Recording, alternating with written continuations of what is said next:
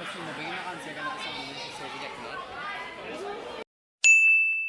me, kung lagi na paminsar, like, pagkatapos ko boto, dumakanan ko gid nga, dako gid gali nga impact ang pwede taman sa kalibutan once mo boto ta.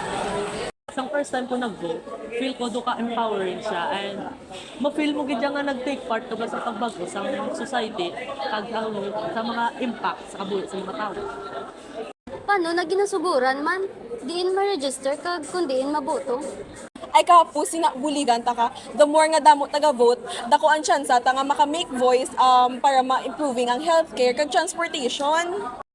Kung makasigurado, kay daw ang mga politiko di sa aton, daw hindi man takasalig, permi na lang sila hambal, promisa, kag kikal.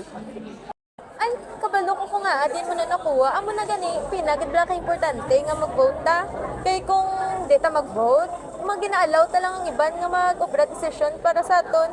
Pag isa pa, amo na nga gina-fact check kung gito danay bisan kaya antes ka magboto. Kay kung ginalanta ko ginakong mayong ila plataforma antes sila magbadalagan para sakto gid bala. Amo nang importante.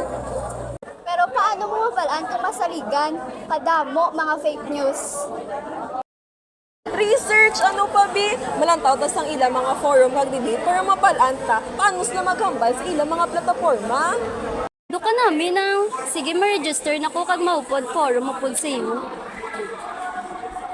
Huwag ko guro Japon ka pati pero try ko pa mate man kay basi dira pa lamang niya, mabalaan ko na kung tsakto gin man or worthy gid man kag worth it liwat magboto or magintra sa political scene.